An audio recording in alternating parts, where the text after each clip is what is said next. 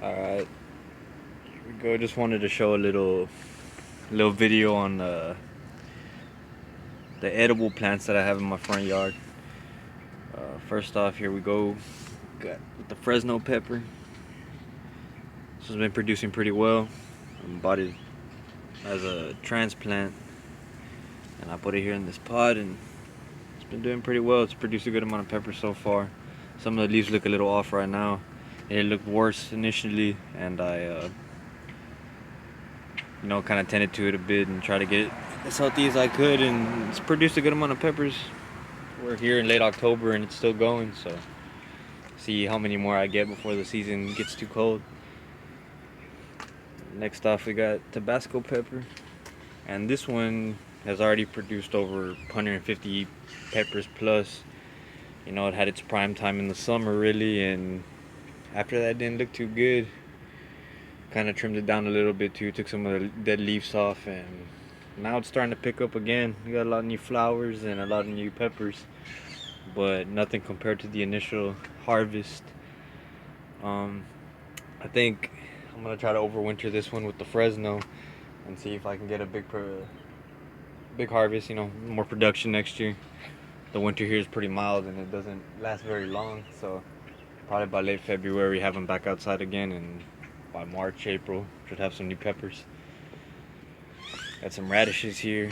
I don't know if the cats have been laying on them or they're just growing kind of weird, but they're missing leaves, and could be possums around here too. I don't know. Something's getting them, but they're growing. We'll see how they produce. Little arugula there, but it's not looking too good. Go over here.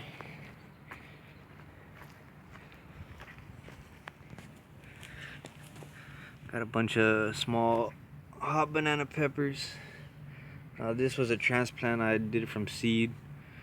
I don't think they were heirloom seeds or anything like that, because the seeds that I got them from, the peppers look nothing alike, and I'll show you another one in my backyard that looks completely different than this. Pretty small. Hadn't really produced much up until now, but I had to transplant it into the ground just because I wasn't here to take care of it, and they dry out here quicker in 100-degree heat, so it retains water a little better here in this ground. And yeah, looking forward to trying these though, because it hadn't really produced much up until this point. This is the habanero right here, and this was just kind of an experiment plant. It was from seed also, and it was in a pot for a while. Hasn't produced any peppers ever. Gets pretty hot here, and I don't know, I guess affects it somehow. But you can see right here, we got one little pepper forming finally, and this was just from a seed from a store-bought pepper, the HEB. So we'll see how that goes. Maybe you'll give me one or two before the winter gets here and get to try them out. This was my yellow pear tomato. It's not looking too good right now. It's very prolific though. It never died. It broke a couple of times due to heavy rains, and it was at one point maybe 5-6 feet tall. It broke all the way down, and they trimmed it off, and it started to grow again, expanding out here. These ones look a little better, new flowers, but it hasn't really producing much fruit. But in its beginning stages, it produced a good amount of fruit, and they're pretty good. I definitely want to try to save a suckerling or a cutting of these and try to get some over the winter for next season. Over here, this is the chile piquin. Back up a little so you can see how big. This one's been pretty prolific.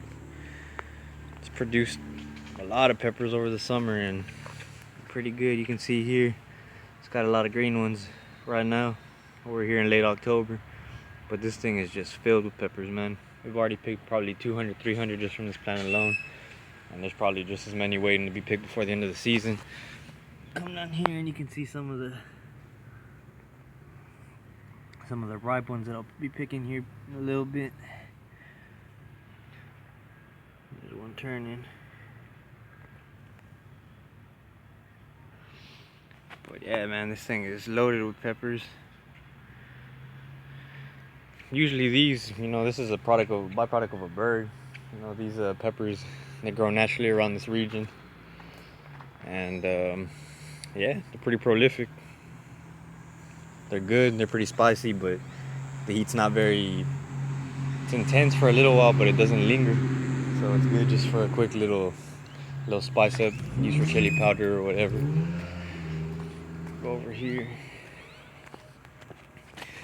Got some squash, yellow crookneck, I believe. It's a little late in the season for squash, but cleared out this area and thought I'd give it a shot from some transplants. Maybe produce a couple before it gets too cold. But just want to see how they grow in this location so I can know for next year. Some Swiss chard. Something's been taking some bites out of it, but it's looking better. This was in a windowsill planter and I recently transplanted it here.